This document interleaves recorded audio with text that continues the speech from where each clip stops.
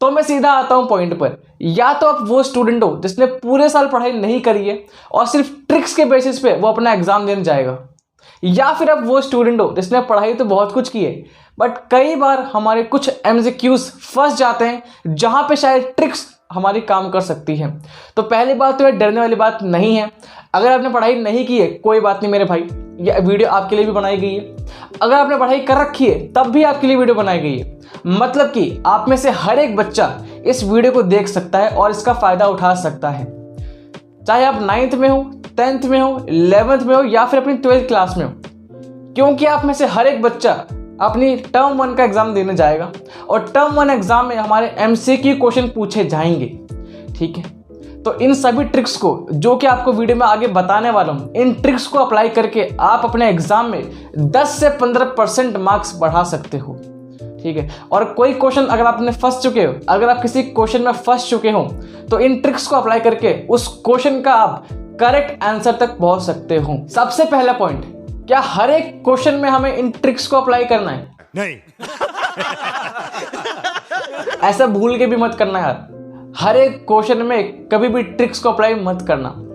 सबसे पहले जैसे ही तुम्हारे सामने प्रश्न पत्र आता है, तुम्हारा क्वेश्चन पेपर जैसे तुम्हारे सामने आता है, सबसे पहला काम तुम्हारा होना चाहिए कि भाई पूरे पेपर को तुम रीड करो। ये बहुत ही इंपॉर्टेंट स्टेप है। ठीक है, चाहे तुम किसी भी क्लास में हो, सबसे पहले जैसे ही तुम्हारे सामने प्रश्न पत्र आता है उस पूरे पेपर को तुम्हें रीड करना है। एटलीस्ट 5 मिनट्स, अपने एग्जाम के 5 मिनट पढ़ने पे तुम्हें रिजर्व कर दो। इससे 2 फायदे हैं। पहला फायदा कि आपको पूरे पेपर का पैटर्न और एनालिसिस पता लग चुका है कि भाई कौन सा क्वेश्चन हार्ड है, कौन सा क्वेश्चन मुझे आता है, कौन सा क्वेश्चन मुझे नहीं आता है। और इसका बहुत बड़ा फायदा है, इससे आपको पता लग जाएगा कि भाई कौन से क्वेश्चन मुझे आते हैं, कौन से क्वेश्चन मुझे नहीं आते हैं। जो क्वेश्चन आते हैं उनको सॉल्व करना स्टार्ट कर दो, बिना किसी टाइम वेस्ट किए उनको सॉल्व करना स्टार्ट कर दो। ठीक है, जो क्वेश्चन आ रहे हैं सॉल्व करो आगे बढ़ो, जो क्वेश्चन आ रहे हैं सॉल्व करो आगे बढ़ो। जो नहीं हो पा रहा है, जो क्वेश्चन तुमने सॉल्व नहीं हो पा रहे उस पर टिक मारो और आगे बढ़ जाओ। लास्ट में जब तुमने सारे क्वेश्चन जो तुम्हें आते थे, जब आपने सारे क्वेश्चन सॉल्व कर लिए, लास्ट में आपके पास 5, 6, 7, 8 जो भी क्वेश्चन आपसे नहीं हो पाए, अब इन क्वेश्चन में हम लोग अपनी एमसीक्यू ट्रिक्स को अप्लाई करने वाले हैं। ठीक है, तो पहले बात कि हर एक क्वेश्चन में तुम्हें एमसीक्यू ट्रिक्स अप्लाई नहीं करनी है। पहला काम तुम्हारा होना चाहिए कि भाई जैसे तुम्हारे सामने प्रश्न पत्र आए पूरे पेपर को रीड करो और रीड करने के बाद जो आते हैं क्वेश्चन उनको अटेम्प्ट करो, जो नहीं आते हैं उन पर टिक मार के उनको छोड़ दो। लास्ट में उनमें हम लोग अपनी एमसीक्यू ट्रिक्स को अप्लाई करेंगे। अब सवाल ये उठता है कि भाई एमसीक्यू ट्रिक्स को अप्लाई करें कैसे? वो कौन से ऐसे मेथड्स हैं जिनके थ्रू हम ट्रिक्स का यूज कर सकते हैं और सही आंसर तक पहुंच सकते हैं? उसके लिए वीडियो को लास्ट तक देखना जरूरी है भाई। ठीक है, सबसे पहले बात करते हैं भाई एलिमिनेशन टेक्निक के बारे में। अब ये मोस्ट फेमस एंड सबसे इंपॉर्टेंट टेक्निक है। ठीक है, मतलब कि अगर आपको एलिमिनेशन करना आ गया, अगर आपने एलिमिनेशन करने की कला सीख ली तो भाई बहुत सारे क्वेश्चन तो आप चुटकी में सॉल्व कर सकते हो। ठीक है, अगर आपको एलिमिनेशन करना आ गया तो आधा काम तो आपने यहीं पे कर दिया है। अब एलिमिनेशन करने का मतलब क्या है कि आपके अगर 4 ऑप्शन है, अगर आपके एग्जाम में 4 ऑप्शन है तो 4 में से कम एक ऑप्शन तो आप उसमें से एलिमिनेट कर दो, हटा दो कम से कम। अगर ये कला, अगर ये आर्ट आपके अंदर आ गई है तो आधा क्वेश्चन तो आपने सॉल्व कर लिया है, आधा काम आपका हो चुका है। ठीक है, अब मेन सवाल उठता है कि भाई एलिमिनेशन करना कैसे? मेन पॉइंट ही तो ये है, मेन पॉइंट ये है कि एलिमिनेशन करना कैसे है। तो कुछ इसके तरीके हैं, जिसमें सबसे पहला तरीका आपका एलिमिनेट एक्सट्रीम वैल्यूज। अब इसका मतलब क्या है यार कि मान लो आपकी 4 ऑप्शन है 22, 25, 42 एंड 105। ठीक है, आपके 4 ऑप्शन है 22, 25, 42 और 105। अब 105 जो आपका एक्सट्रीम ऑप्शन है इसको आप एलिमिनेट कर सकते हो। ठीक है, मतलब वो ऑप्शन जो कि दुनिया से अलग लग रहा है आपको, उसको आप दूसरी दुनिया में भेज दो। मतलब कि वो ऑप्शन जो कि सबसे अलग है उसको आप एलिमिनेट कर सकते हो। ठीक है, तो इन चारों ऑप्शन में जो 105 था वो सबसे बाहर था, वो सबसे दूर था, एक्सट्रीम वैल्यू था। तो एक्सट्रीम वैल्यू जो होती है उनको अपने को एलिमिनेट कर देना है। ठीक है, ये कब करना है? जब आप अपनी ट्रिक्स को अप्लाई कर रहे हो।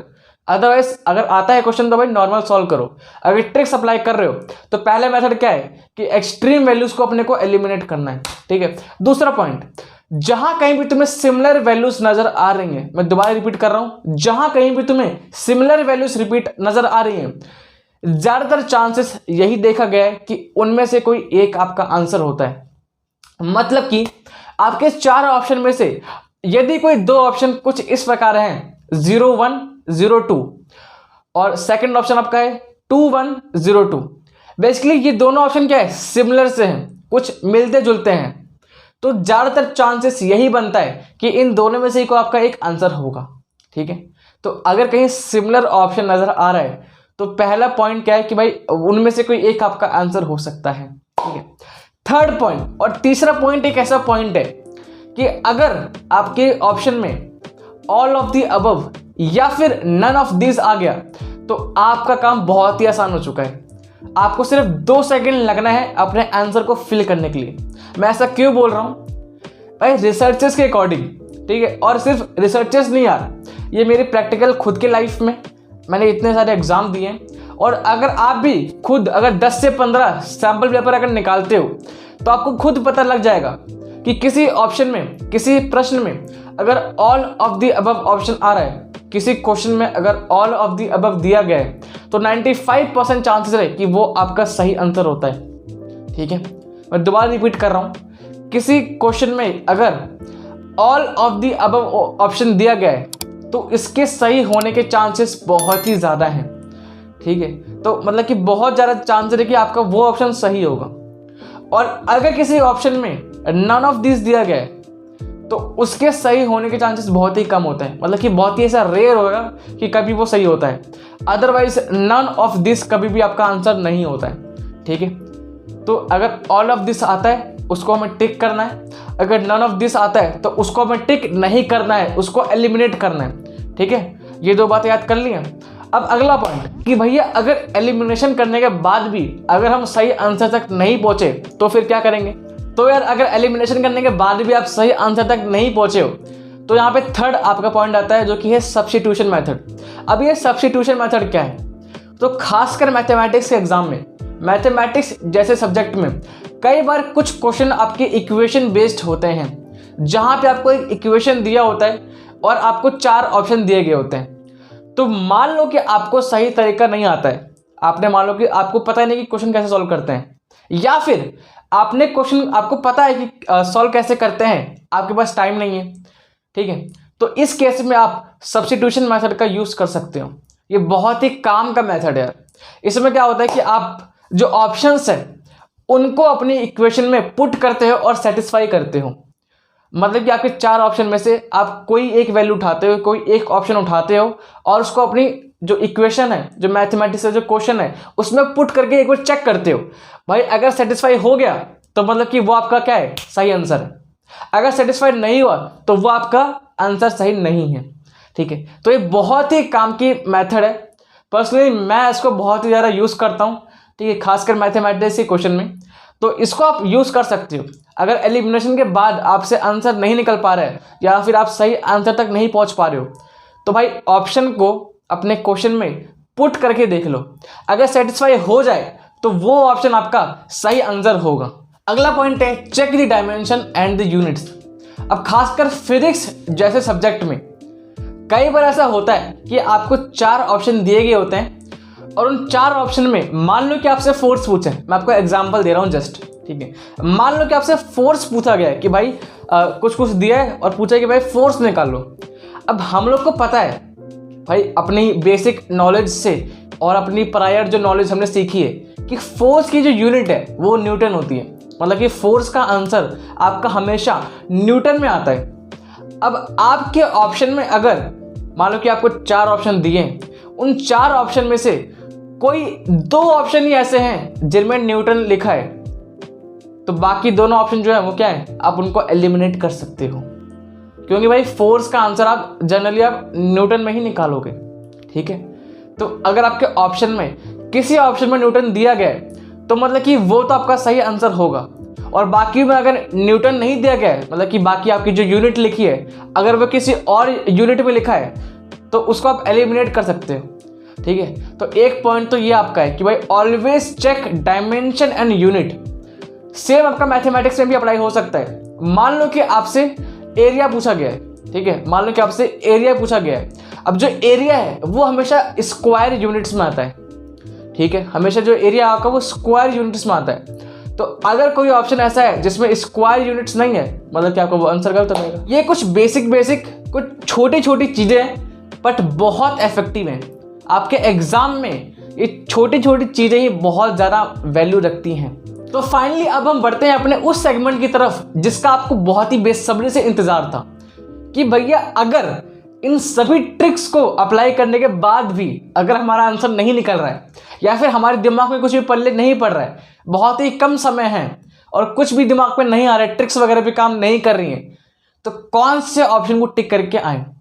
अब जैसे मैंने आपको बोला है कि भाई क्वेश्चन छोड़ के तो बिल्कुल नहीं आना है, क्योंकि हमारा कोई नेगेटिव मार्किंग है नहीं, तो क्वेश्चन छोड़ने का सवाल उठता ही नहीं है। तो क्वेश्चन तो आपको हर एक अटेम्प्ट करके आना ही आना है। बट कोई ऐसा केस आ गया, कोई ऐसी परिस्थिति आ गई कि भाई ट्रिक्स भी काम नहीं कर रही हैं, ठीक है, दिमाग भी काम नहीं कर रहा है और टाइम भी बहुत कम रह गया है, तो कौन से ऑप्शन को टिक मार के आ जाए। तो अकॉर्डिंग टू सर्वेस, ठीक है, ये मैं आपके सर्वेस और जितनी भी रिसर्चेस हुई हैं उसके अकॉर्डिंग कह रहा हूं कि option number B and option number C कि सही होने के चांसेस सबसे ज़्यादा हैं। तो अगर आपके क्वेश्चन में 4 ऑप्शन दिए गए तो ऑप्शन नंबर बी और ऑप्शन नंबर सी के सही होने के चांसेस सबसे ज़्यादा हैं, ठीक है, as compare to A, as compare to D. Option number B और जो ऑप्शन नंबर सी है उसके सही होने के चांसेस बहुत ही ज़्यादा हैं। अगर इन दोनों में से भी कोई एक पे रिस्क लेना है, मतलब कि बी और सी सबसे ज़्यादा आंसर यही होते हैं, बट अगर इन दोनों में से भी कोई एक चूज करने को पड़ा, मतलब कि ऐसी कोई सिचुएशन आ गई कि भाई बी और सी में से भी कोई एक ही चूज करने को मिलेगा, तो ऑप्शन नंबर बी पे टिक मार के आ जाओ। बहुत ज़्यादा प्रोबेबिलिटी है कि आपका आंसर वो ठीक हो जाएगा, ठीक है। ये कंफर्म तो नहीं है, बिकॉज कंफर्म तो कोई चीज़ नहीं होती है, बट सर्वेस और रिसर्चर्स के अकॉर्डिंग ऑप्शन नंबर बी सबसे ज़्यादा असही होता है एज कम्पेयर टू आपके option number A, option number D के अकॉर्डिंग, ठीक है। तो अगर ऐसी कोई सिचुएशन आती है तो ऑप्शन नंबर बी पे आप टिक मार सकते हो। मैं उम्मीद करता हूं कि आप इन सभी ट्रिक्स को अपने एग्जाम में यूज करोगे और अपने एग्जाम में एक अच्छा स्कोर लेके आओगे।